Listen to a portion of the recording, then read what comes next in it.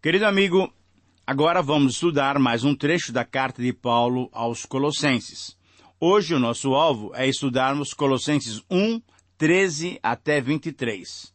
Quando consideramos esse trecho importante dessa carta, devemos considerá-lo de uma vez só. Isto é, podemos olhar para todo o capítulo e considerá-lo de uma vez só, para que cada trecho do capítulo 1 se faça bem destacado depois.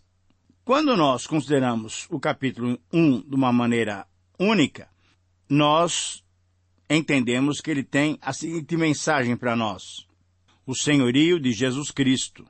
Mas hoje nós vamos considerar não só o senhorio do Senhor Jesus Cristo, mas também a sua obra na reconciliação que ele nos proporcionou para termos novamente contato com Deus.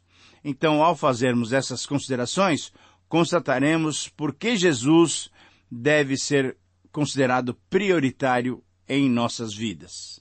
Vamos estudar, então, o senhorio de Jesus Cristo, pensando nesses versículos 13 até 23 do capítulo 1 de Colossenses. No Ocidente hoje, isto é, nessa parte do mundo em que nós moramos, se enxerga a realidade em dois níveis. O nível de cima é o transcendental, que é habitado por Deus e todos os seres espirituais, inclusive o diabo e os seus anjos. O nível de baixo é o mundo em que vivemos, em que experimentamos a realidade básica da vida. O nível de cima é compreendido pela religião e pelo misticismo. O nível de baixo é compreendido pela ciência e pelos sentidos físicos. Para a sociedade ocidental moderna, o mundo espiritual, ele não tem tanta influência, ou na verdade, alguns nem creem que ele tenha qualquer influência no mundo físico. Grande parte dos homens exclui da sua compreensão da realidade tudo aquilo que se refere ao mundo espiritual. Destaca-se também o fato de que a maioria das tentativas de se considerar os dois níveis, a maioria das tentativas de se integrar esses dois conceitos e a maioria das investidas em se harmonizar a teologia com a psicologia inclui somente pensamentos e posicionamentos relativos a Deus, isto é, para aqueles que creem na sua existência. Posicionamentos e pensamentos relativos a Deus e à humanidade, e se exclui completamente a existência e as ações do diabo e dos seus demônios. Quase ninguém mais crê na existência do diabo e seus demônios. No Oriente, entretanto, isso é, na outra parte do mundo que não a nossa, em contraste com esse nosso mundo ocidental, 2/3 dos habitantes do planeta possuem uma maneira diferente de ver o mundo. Eles vivem e agem crendo que as forças espirituais são uma realidade diária que afetam constantemente a peregrinação, a vida de cada ser humano. Uma grande parte dos orientais, nas suas mais diversas e múltiplas religiões, com seus infindáveis deuses, entendem que devem se relacionar com o mundo espiritual, oferecendo e desempenhando rituais religiosos para agradar certos espíritos e certos seres e acalmar e evitar a influência dos espíritos maus. Para muitos orientais, a prática religiosa ou a superstição tem maior relevância para a vida diária do que a própria ciência. Ao compararmos os dois sistemas, o ocidental secular e materialista, que tem por objetivo o sucesso terreno, e o oriental místico, que tem por objetivo a vitória espiritual, temos que admitir que ambos são sistemas, são cosmovisões, são maneiras de enxergar o mundo terrestres, humanos, que não refletem a realidade bíblica. A Bíblia, entretanto, descreve claramente a realidade desse nível espiritual e como esse nível espiritual afeta o nosso viver diário. Ela apresenta o reino das trevas e o reino da luz. A Bíblia nos mostra, nos diz que podemos obter vitória sobre o primeiro, isso é, o reino das trevas, sendo transportados para o segundo, isso é, o reino da luz. A Bíblia nos mostra a realidade do poder de Deus que derrotou o poder do mal. Deus enviou uma operação resgate para libertar os pecadores do poder das trevas. e com grande sofrimento e morte, o seu agente principal no campo das operações, o Senhor Jesus Cristo, completou a sua missão com sucesso. Jesus Cristo foi e é vitorioso. Jesus é singular e, por agir assim, ele deve ter a primazia em nossas vidas. Ora, se Jesus deve ser o Senhor de nossas vidas, é possível então percebermos o desafio do texto e é possível afirmarmos o seguinte. Anote aí, esse é o resumo do capítulo 1 de Colossenses 13 a 23. Diante da singularidade de Jesus Cristo, todo cristão deve reconhecê-lo como o único Senhor da sua vida. Diante da singularidade de Jesus Cristo, todo cristão deve reconhecê-lo como o único Senhor da sua vida. E exatamente nesses versículos vamos encontrar 5 razões por que Jesus deve ser reconhecido como o Senhor de nossas vidas. Mas, como nós temos feito, vamos primeiramente ler esse texto para que você possa entendê-lo completamente. Se você tiver oportunidade, abra sua Bíblia também. Eu leio agora Colossenses 1, 13 a 23. Ele nos libertou do império das trevas e nos transportou para o reino do Filho do seu amor, no qual temos a redenção, a remissão dos pecados. Este é a imagem do Deus invisível, o primogênito de toda a criação, pois nele foram criadas todas as coisas nos céus e sobre a terra, as visíveis e as invisíveis, sejam tronos, sejam soberanias, quer principados, quer potestades. Tudo foi criado por meio dele e para ele. Ele é antes de todas as coisas, nele tudo subsiste.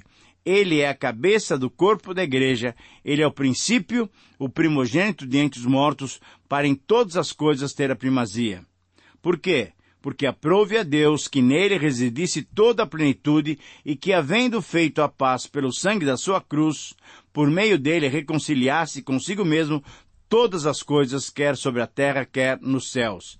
E a vós outros, também, que outrora éreis estranhos e inimigos no entendimento pelas vossas obras malignas, agora, porém, ele nos reconciliou no corpo da sua carne, mediante a sua morte, para apresentar-nos perante ele santos, inculpáveis e irrepreensíveis, se é que permaneceis na fé, alicerçados e firmes, não vos deixando afastar da esperança do Evangelho que ouvistes e que foi pregado a toda criatura debaixo do céu e da qual eu, Paulo, me tornei ministro. Querido amigo, esse é um texto realmente fundamental para entendermos essa mudança do império das trevas para o reino do Filho do seu amor, para o reino de luz. A minha expectativa é que, se você ainda não mudou de senhorio, que através desse programa você possa receber o Senhor Jesus como seu Senhor e Salvador e a partir daqui participar do império da luz, do império do reino do Filho do seu amor. Agora podemos então mencionar as 5 razões por que o Senhor Jesus deve ser reconhecido como o Senhor de nossas vidas. A primeira razão para considerarmos Jesus como Senhor é o seu relacionamento com Deus Pai. Veja no versículo 3 e no versículo 15, Jesus é o Filho do seu amor, isso é, o Filho do amor de Deus, e Jesus é a imagem do Deus invisível. Querido amigo, quando Cristo é chamado a imagem de Deus, o que se expressa de uma forma sucinta no ensino do Novo Testamento acerca da pessoa de Jesus e da sua posição, é que ele é a totalidade do que podemos entender de Deus. A imagem não deve ser entendida como sendo uma magnitude que é estranha à realidade e presente somente na consciência. Não. Ela é, de fato, a própria realidade. Assim, Cristo, como imagem de Deus, significa que ele não é uma cópia de Deus, mas ele é a realidade do Senhor, de Deus, na própria vida humana. Na nossa humanidade, na tela da nossa humanidade, é a encarnação do divino no mundo dos homens. A segunda razão para considerarmos Jesus como Senhor, uma vez que ele é a imagem de Deus, é a sua participação nos planos eternos divinos. Veja o versículo 19 e o versículo 20. Aprove a Deus que em Jesus residisse toda a plenitude. E no versículo 20, aprove a Deus que Jesus reconciliasse nele todas as coisas. Ora, isso nos dá a entender que essa participação nos planos eternos divinos, isso aconteceu lá na eternidade. Antes que houvesse cruz, antes que houvesse a realidade da cruz, da encarnação, da morte na cruz, da redenção, houve o quê? Houve todo esse planejamento. Houve todo esse planejamento lá na eternidade, no sentido de que o Pai, o Filho e o Espírito Santo fizeram um plano para que o homem fosse resgatado. Então, a terceira razão para considerarmos Jesus como Senhor é a sua participação na criação do universo, e nós percebemos isso no versículo 15 e no versículo 16 e também no versículo 17. Jesus é o primogênito de toda a criação, mas além do mais, ele é o primogênito de toda a criação, isso é, não como um filho criado, mas como o filho primogênito que tinha certos privilégios e direitos no mundo bíblico. Cristo também, então, tem direitos em relação a toda a criação, porque tudo foi criado por ele, através dele e para ele. Primogênito, portanto, não quer dizer que ele pertence à própria criação, pelo contrário, fica em contraste com a obra das mãos do Criador, como sendo Jesus o agente por meio de quem todos os poderes espirituais vieram a existir. Na verdade, toda a criação, inclusive dos poderes espirituais, vieram a existir por Jesus Cristo. Por isso, ele é o Senhor da criação e não tem rival na ordem criada. Diante disso, a proposta é que você, querido amigo, você, meu amigo, que ainda não tem o Senhor Jesus, encontre em Jesus o que lhe faltava, ou talvez aquilo que ainda lhe falta, para completar então a sua vida e preencher a lacuna, o vazio, que só Ele pode preencher. Qualquer outra coisa é simplesmente efêmera e insuficiente e não tem condições de lhe dar o preenchimento, a plenitude que todo ser humano busca. Porém, se Cristo estiver no lugar de primazia em sua vida, certamente você terá uma vida abundante. Jesus, então, é a razão da criação. Em Jesus foram criadas todas as coisas. Ele é antes de todas as coisas, por isso ele é eterno. E em Jesus, a grande bênção presente é que em Jesus tudo subsiste, conforme lemos no versículo 17. A parte final do versículo 16 declara que Jesus é o alvo da criação, mas no versículo 17 diz que ele é eterno e que nele tudo subsiste. Isto é, Jesus continua trabalhando ainda em nosso favor.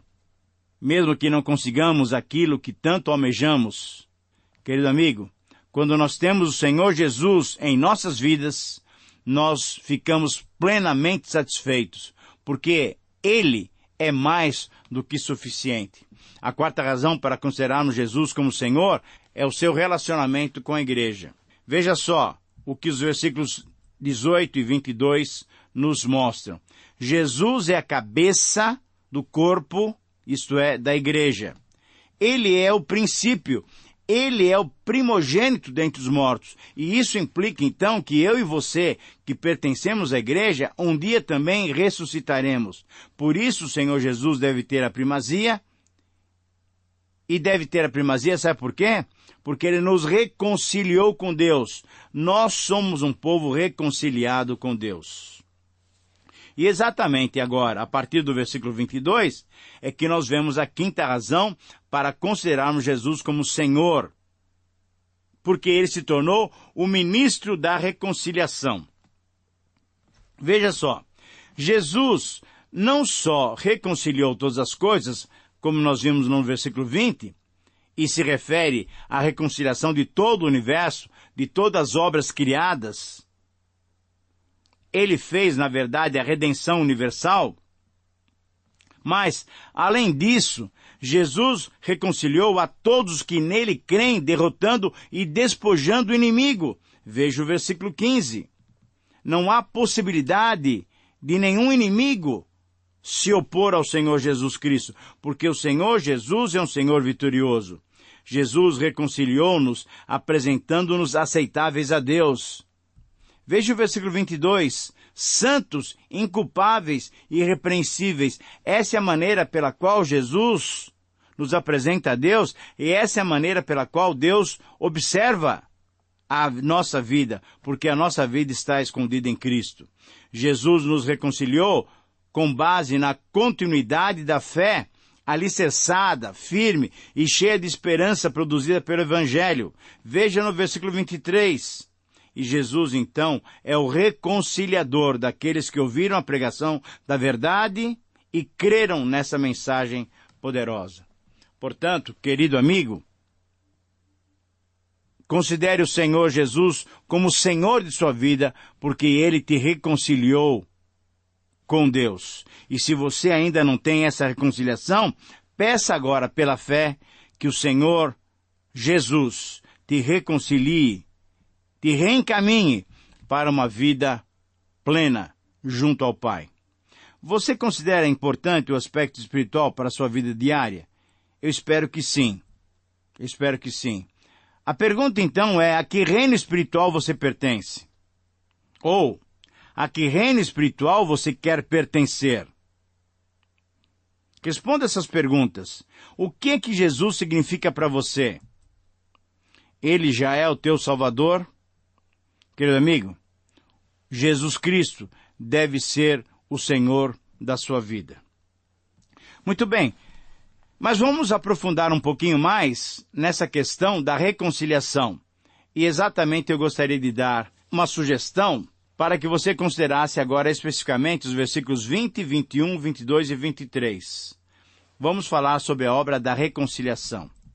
A prova inconfundível da singularidade, do senhorio e da plenitude da graça divina que é vista em Cristo se percebe exatamente na obra da reconciliação. E do versículo 20 a 23, nós encontramos algo que Paulo já tinha dito lá na carta aos Coríntios. Em 2 Coríntios, capítulo 5, 18 a 19, nós lemos o seguinte: tudo provém de Deus, que reconciliou-nos consigo mesmo por meio de Cristo, a saber, Deus estava em Cristo reconciliando consigo o mundo.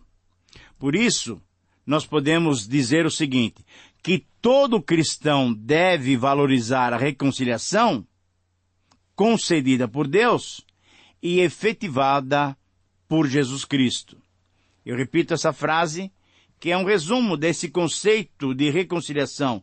Todo cristão deve valorizar a reconciliação que foi concedida por Deus e efetivada pelo Senhor Jesus Cristo. E nós temos 3 considerações sobre a valorização que devemos fazer sobre a reconciliação. Em primeiro lugar, devemos valorizar a reconciliação ao considerarmos a sua fonte. Ela se origina em Deus. A reconciliação é demonstração da salvação divina. A reconciliação tem por base a cruz de Cristo.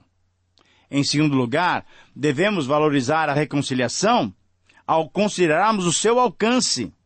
Querido amigo, a reconciliação alcança a dimensão terrena. A reconciliação alcança a dimensão celeste. Tudo foi reconciliado por Ele e todos foram reconciliados por Ele. Por quê? Porque a reconciliação alcança também a dimensão humana. Isto é, em Jesus, todo o universo foi reconciliado. Em terceiro lugar, então, devemos valorizar a reconciliação ao considerarmos as suas bênçãos.